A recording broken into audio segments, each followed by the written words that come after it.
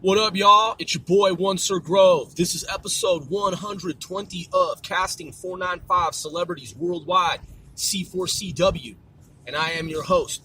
What up, y'all? Man, it's a lovely day out here in the East. You know what I mean?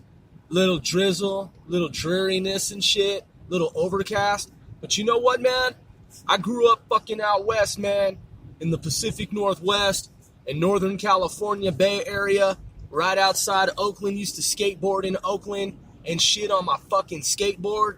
And man, you know, I said dreary, but it ain't really fucking dreary, man. The overcast shit, man, fuck. Bro, I thrive in this shit. People be like, man, you know, the weather's kind of fucked up. And I'm like, nah, man, shit, it's just a little water coming down, man. You know, cleansing the earth and shit. And fucking, dude, I mean, hey, it's light gray. It ain't like dark gray, fucked up gray. You know? But even so, man, it's mind over matter type shit. You feel me? You know? Paramilitary, private military company type shit, man. Just fucking, you know? Just gotta be in that mindset. And that's how it was when we were growing up out west, man. Thank you for tuning in, too, by the way, man. Because, man, we appreciate the fact that you tune in and check out what we're doing here on this podcast, man. Because we're about the people. We really, truly are, man. There's a lot of corrupt motherfucking politicians. You know, not everyone, not all of them, but man, there's a fucking handful of them, man, and they're bad apples, and fuck them. So in that, we got to do the right thing, man. We got to be the people who govern this country of ours and do the right thing, because they ain't fucking doing the right thing. And this is a government of the people, by the people, for the people. We're the people. We are they. It's us. And so in that, man, yeah, thank you for tuning in, because we're for the people.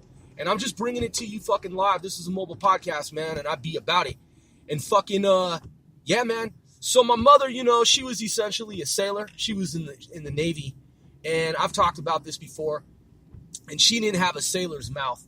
So though I haven't been in the Navy, I took the sailor's mouth from her, and I'm the one that utilizes that. And, yeah, man. So fucking anyway, you know, growing up out west, man, I've talked about it a lot. And, you know, I've said what I've said in terms of the now. Yeah, man, technology, mathematics, science, engineering. That's what we do, man. STEM, science, technology, engineering, mathematics. You know, I love it because it's more and more increasingly ubiquitous, man. You see STEM camps. You see STEM programs in schools. You see STEM becoming the thing. And it is the fucking thing. Because, man, you know, back when I was a nerd, IT fucking geek, growing up, also a jock. You see what I'm saying? Multi-talented, you know, on one hand, nerdish, on the other hand, not nerdish, and a jock fucking semi-prep. You know, I told you I had a wealthy uncle, so, you know, I lived on both sides of town and would go back and forth. And, but yeah, man, so my point in all this is that back in the day, I used to say to my friends, you know, in the future, man, it's going to be like Star Trek. And they were like, yeah, man, you're probably right, though. Because my friends were forward thinking and they knew what I was saying was accurate and true. And we're seeing that, man, with San Francisco, and not just San Francisco, but different parts of the U.S. that you would not historically think would be areas where technology would sprout and materialize. Hey, man, it's come to fruition, man. You've got parts of the South that you would have never thought would be tech hubs. You've got parts of the East, man, like just different places, man. Like you're like, man, really? Like that's a tech community now? It's all over, man. Technology is all fucking around us, man. It is all over the place, and it is all throughout. And so Star Trek, man, Star Trek is a reality.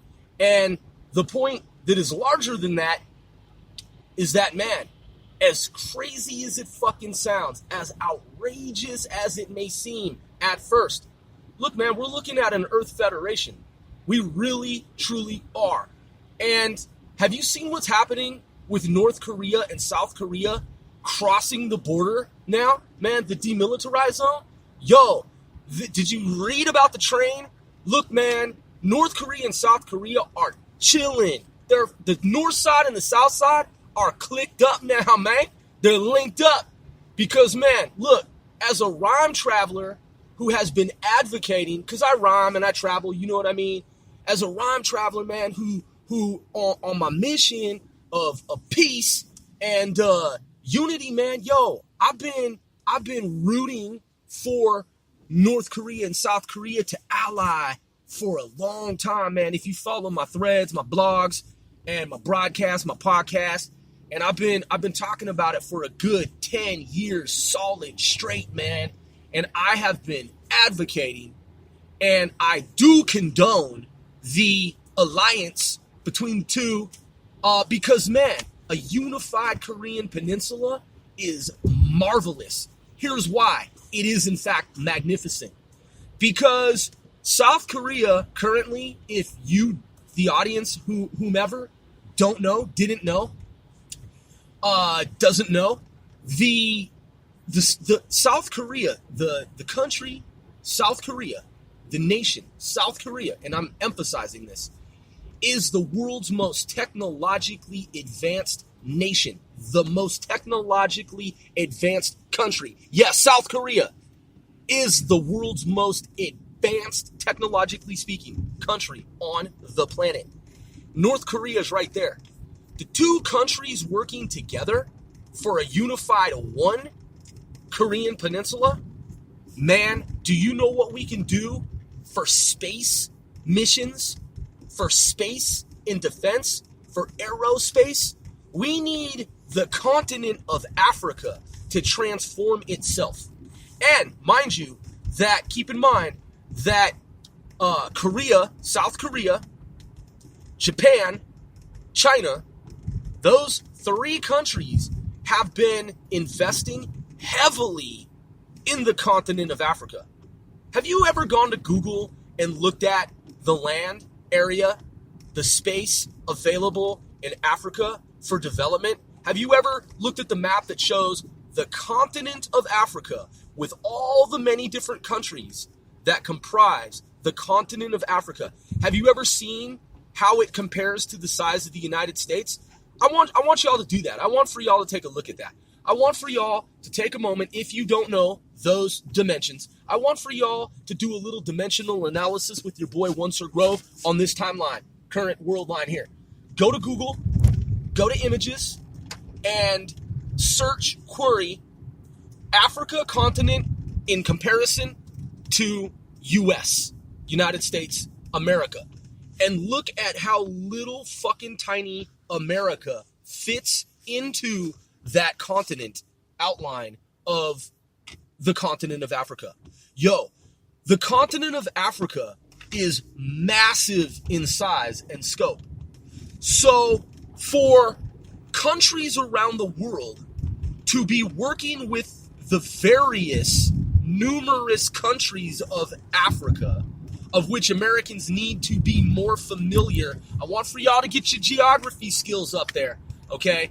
And, yo, man, I want for y'all to get your geography skills up. Step your geography game up, because I'm constantly working on my geography skills, man. I love geography. In fact, I have this app that I use, and I play the geography game, and it's amazing because, man, I wish I would have had this back in the before the 21st century, yo, back in the 1990s, because this app is fucking fabulous. So familiarizing yourselves with the continent of Africa and the various numerous countries that exist therein, it becomes quite apparent that as some of those countries that are considered developing countries become more and more developed, with more and more investment funds, monies being invested, those investment efforts, endeavors, some of them are in fact sustainable energy projects, investments. There are technologies that are being tested on the continent of Africa that are more advanced in terms of renewables, alternative sources of energy, alternative energy technologies, and different types of renewables.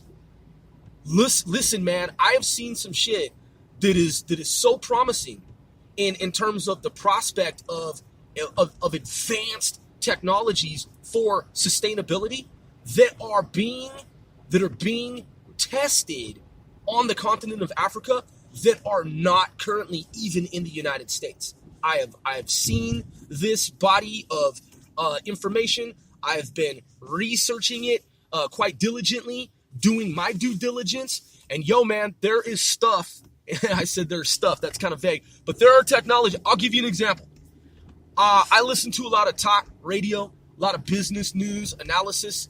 And one of the things that I heard rather recently, as I observed it to be, was there was this talk show where these analysts were discussing this program in Africa, where the citizens there in the various countries, they can ride these stationary bikes, right? It's like a stationary bike like you would find at a gym. So it's a bike that doesn't move. It just sits stationary. So again, it's not moving forward or backward or anywhere. It's a stationary bike. They sit on this bike like contrivance, and they pedal for so much time, like a half an hour, 15, 20 minutes, an hour, couple hours, and it generates power that they can then use to power their devices, cell phones, laptops, their digital pads, anything in the home, like the lights inside the home. Because what had happened was, what had been the case rather, there is a history of citizens of different countries of Africa in these different communities using kerosene as a fuel to light the interior of their homes. And so scientists, engineers, developers said, listen, we have to change this because kerosene, it's flammable and it's not really safe, in an ideal scenario. So there has to be some other way. So they came up with this technology where you can ride a stationary bike and it will yield, it will output this so many units of power that you can then, as I explained, you can use it to power the devices within your home, the lights, TV, laptop, computers, devices, whatever you have, basically. And so that is something that I'm guessing on this timeline, OTT on this timeline, unless you're a scientist, engineer, developer, observer of what I have observed in these multi-dimensional parallel universes, you probably didn't know about that though, okay? I found out about that a few months ago, and I was intrigued because I was like, yo, this is where we need to be going. So that's not the only technology. There's a wide range. There's this whole spectrum of these technologies that are being developed in countries in Africa and elsewhere in the world outside the United States that do not even currently exist in mainstream society in the West, which, if you think about it, what that goes to say is that in developing countries, there are now more advanced technologies in some various countries. There are more advanced technologies. This is my point. This is my thesis here. This is the information that I'm conveying to you. And this is how and why the universe is very interesting, intriguing, strange, and mysterious. It is true that there are now more advanced technologies in various countries outside the United States than in the United States. Obviously, there are classified technologies that have been created, and the U.S. has everything, pretty much. Because anything, unless the Russians have something that's secret that America doesn't have, or the Russians believe America doesn't have, or the Chinese have something that America doesn't have, or the Chinese believe that's the case. The point is, largely, the United States has advanced technology that is classified, that is off limits to mainstream society. That's not my larger point. My larger point, as I stated, is that it is now true that outside the U.S., in developing countries, some developing countries have more advanced technology being utilized in their mainstream societies than the United States, that is, Americans, have access to in mainstream American Western society.